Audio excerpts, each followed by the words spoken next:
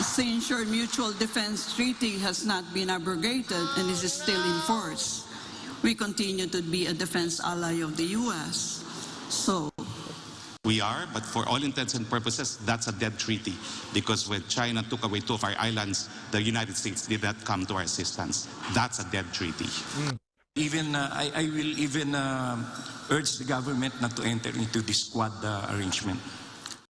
Maganda ang palitan ng kuro-kuro dito sa senatorial debate ng SMNI. At talagang kahanga-hanga ang mga senador. Hindi ko akala ay na ganito kagagaling ang mga senador na to. Hindi lang natin alam yung part 2 nito. Dahil ito part 1 pa lang, no? Yung ibang senador hindi pa umaattend dito. Pero itong binitawan ni Roque na tungkol sa MDT o Mutual Defense Treaty ay mukhang tama. Tama si Roque na hindi tayo natulungan ng Amerika. Pag MDT ang pag-uusapan na halos pumapabor lang sa Amerika ang pangyayari at tayo ay hindi naman natulungan talaga ng Amerika. Pero bago yan, mga ka-YouTube, pakinggan natin lahat ang mga senador na magsasalita tungkol sa MDT na yan. Tara, panoorin natin. Ang unang magtatanong ay si UP Professor Dr. Clarita Carlos. Dr. Carlos, your question please. hi, good evening everyone. I was listening to all of you as you presented your priority bills, if and when you become senator. In fact, I was taking down notes. So those are excellent proposals, and I can imagine that if all of you were to be elected senator, we would indeed be heading towards a better Philippines. Thank you.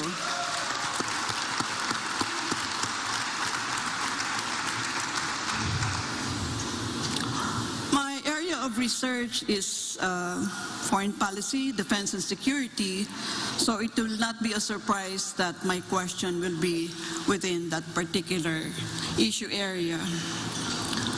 The United States has just announced plans to deploy nuclear warheads in Japan. Ostensibly, this is part of the Indo-Pacific security umbrella, which is going to be established following the Quad, which is also working towards a collective security alliance. As a Senator of the Republic, what will be your position in regard to this matter? Having been the chairman of the Foreign Relations Committee in the Senate, Professor Carlos, and our dear audience, I would always take into consideration the dimensions of foreign policy, namely economic, political, the welfare of overseas Filipinos, not just in Japan, but in all areas who will be affected by the deployment of these warheads, as well as perhaps cultural diplomacy. And every stretch of that must be exhausted. As a student and administrator of national security, I would also take into consideration the 5 dimensions of national security, which would include socio-economic, political, even religious, and ecological dimension. All of these have to be discussed, not just by one senator, but a 24-man and woman Senate and the whole Congress, so that the chief executive could be advised accordingly. Thank you. Thank you. Attorney Roque. As a professor of international law, I submit that nuclear weapons are illegal. 1, because they are incapable of distinction under the law of international humanitarian law. And number 2, they cause superfluous injury and unnecessary suffering. I am therefore against putting nuclear warheads in Japan. Secondly, it could run contrary not only to our constitution, which prescribes that the Philippines shall be a nuclear-free zone, it also runs contrary against an ASEAN treaty declaring the whole of ASEAN as nuclear-free. Number 3, in terms of foreign policy, I believe that there should be strict adherence with the UN Charter. There should be strict adherence with Article 2.4 of that Charter, which prohibits the use of force, and the mere possession of nuclear weapons could constitute the threat of use of force, which is equally prohibited under the UN Charter, in the same way that actual use of force is prohibited. I enjoin all countries to comply with Article 2.3 of the UN Charter, which encourages everyone to resolve disputes peacefully. Oh no! But Harry, if this comes as part of the package of the Quad, what will your stand be? As of now, we're not part of Quad, and I'm glad we're not. Because if we become part of Quad, we would inevitably be involved in an arms race and might be involved in a conflict that will not have anything to do with our national interests. Our national interest is to achieve prosperity, to be friends with our neighbors in particular. We have no fight with any country, and we have no wish to be dragged into any armed conflict. But since your mutual defense treaty has not been abrogated and is still in force, we continue to be a defense ally of the U.S. So We are, but for all intents and purposes, that's a dead treaty.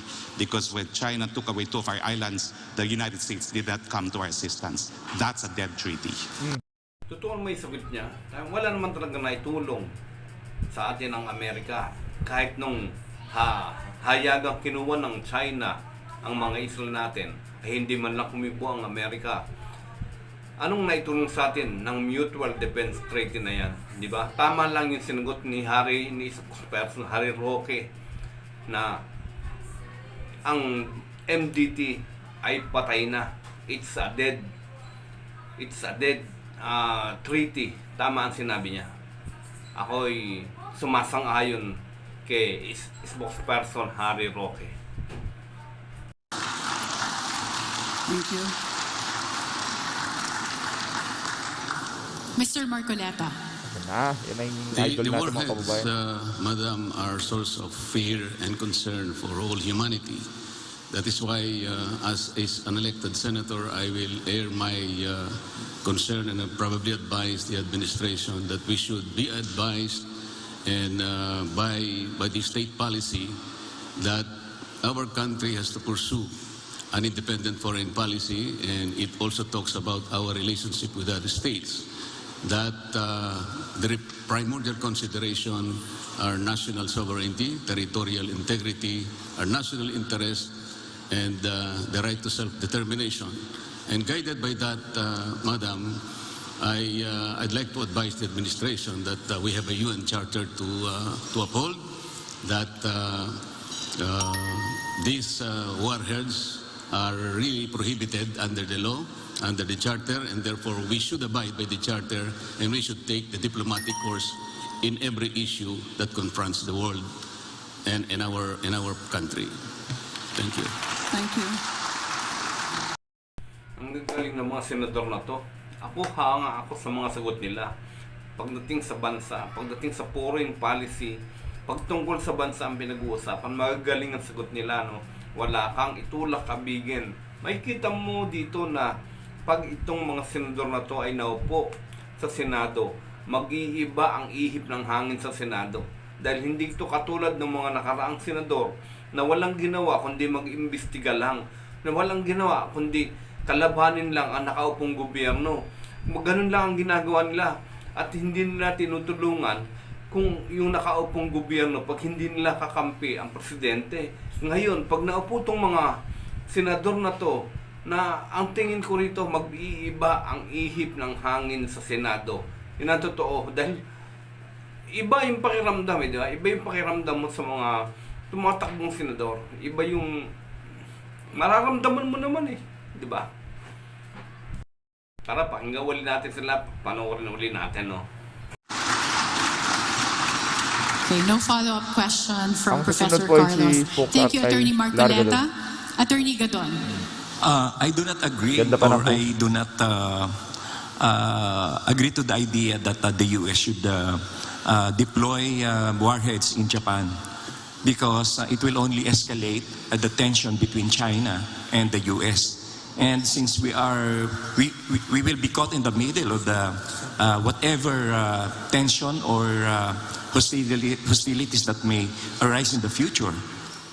So I am not in favor of it. And if we should learn our lesson from the Ukraine, the U.S. has been posturing for the defense of Ukraine, and they did not. Russia invaded it. And when you talk about the 1952 treaty, the defense treaty, as Secretary Roque pointed out, hindi na yun applicable. So that means if you are a senator, you will abrogate the Mutual Defense Treaty. Is Yes, that correct? yes. Wala na talagang silbi ang Mutual Defense Treaty na yan, MDT. Dahil ilang beses na ba tayo nakuwanan ng isla sa West Philippine Sea? Ha? Tumulong ba ang Amerika? Hindi naman tumutulong ang Amerika. Ha? Kukuya-kuya-kuy lang siya habang kinukuha ng China ang mga isla natin sa West Philippine Sea. At madalas pinapahamak niya lang ang mga Asyano simula ng World War II. Bakit tayo napalaban sa mga Hapon, di ba? Dahil nandito ang base militar ng Amerika. Kaya sinakop din tayo ng mga Hapon. Tapos ito na naman ngayon, MDT na naman. Mutual Defense Treaty ang laging pinangahawakan ng Amerikano na yan. Talagang dapat i-abolish na yan, tanggalin na yan. Dahil wala namang naitutulong sa ating mabuti ang MDT, kundi minsan kapahamakan lang. At inaakala kasi natin na ang Amerika ay superhero sa paningin ng ibang Pilipino. Pero tingnan mo ang nangyari sa Ukraine. Pagkatapos nilang pakitaan ng magagandang armas, puro pakita lang sa video, magagandang armas, super high-tech, mga makabago. Pero anong nangyari sa Ukraine? Nadurog ang Ukraine. Hindi man lang tinulungan ng Amerika at ng Western Europe. Puro ngaw-ngaw lang sila. Pero sa totoo lang, takot rin sila sa Russia dahil alam nila ang kapasidad o capable ng Russia na hindi basta-basta. Kaya yung MDT na yan o Mutual Defense Treaty, pinapahamak lang niya ng mga Asyano, lalong-lalo na tayo. Gusto lang niya mapalaban tayo sa China. Para durugin tayo ng China. At pag durug na tayo, eto siya, darating siya. Magiging Knight of the Shining Armor ang tingin sa kanya. Hero ang magiging tingin sa kanya.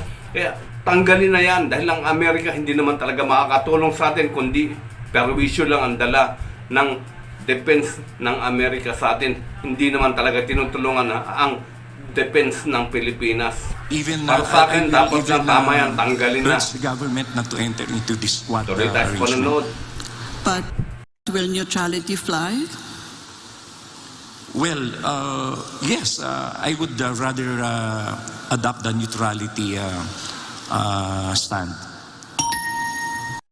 Para sa akin, kailangang i-abolish na ang Mutual Defense Treaty. Alam mo kung bakit? Amerika lang naman ang nakikinabang sa treaty na yan. Lagi nilang pabor sa kanila ang tungkol sa treaty na yan, na pag tayo ang napapalaban, pag tayo ang nangailangan ng tulong katulad niya ng nangyari sa China, hindi sila puro salita lang ay binibigay nila. At ang kongreso nila nagsasabi pa minsan na hindi sila makikipagdigmaan sa kapirasong bato sa dagat, 'di ba? Yung Scarborough Shoal. Ngayon, pag sila ang papalaban tulad sa Vietnam War na 'yan, na kailangan magpadala tayo ng sundalo, o sa Korean War nagpadala tayo ng sundalo, lagi tayong nadadamay sa mga digma ang pinupuntahan ng Amerika. Kadalasan niya nadadamay ang Pilipinas. Pero pag sila,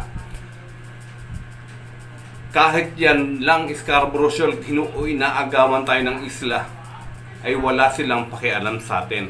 Para bang ang treaty na to ay para sa Amerika lang. Isinulat to para sa Amerika lang. Pero kung yan ay ipagpapatuloy pa, dapat pag-aralang mabuti. Dapat makinabang din ang bansa natin, hindi sila lang. Pero hanggat maaari, para sa akin, i-abolish na yan, tanggalin na yan, pinakadabis na yun. Tsaka bakit ko nasabing tanggalin? Isipin mo na lang, ilang beses na tayong nag-attempt o nagnanais bumili ng mga sandata sa Amerika. Alam natin na ang sandata nila ay magagandang klase, di ba? Kaya nagpipilit bumili ang gobyerno natin sa kanila. Pero ano ang nangyayaring pinapadala nila, binibigay o binibenta nila sa atin? Di ba puro bulok na barko? At ayaw nila tayong bentahan ng makabagong armas o makabagong sandata nila, kahit aeroplano o helicopter. Puro bulok ang binibigay sa ating helicopter. Mga Vietnam era pa. Pero yung mga bago ngayon, saan tayo bumibili? Di ba sa Poland at sa Russia, minsan nag-attempt si Pangulong Duterte na bumili ng submarino sa Russia. Sino ang pumigil? Amerika. Amerika mismo, Kongreso ng Amerika ang pumigil para hindi tayo makabili ng mga submarino sa Russia. Ano maitutulong ng isang kaibigan na kung ayaw lumakas ang isang kaibigan niyang Asyano? Di ba? Oh. Yan ang sinasabi ko. Kaya ako ay gusto ko na rin matigil ang MDT na yan. At mag-anan lang siguro tayo. Gumawa ng sariling industriya natin, ng industriya ng armas. Pansarili, makakapambag pa sa gobyerno natin at sa mga tao, makakapagbigay ng trabaho. Hanggang sa muli mga ka-YouTube, Sam TV. Kung hindi ka pa nakapag-subscribe, mag-subscribe ka naman. Thank you.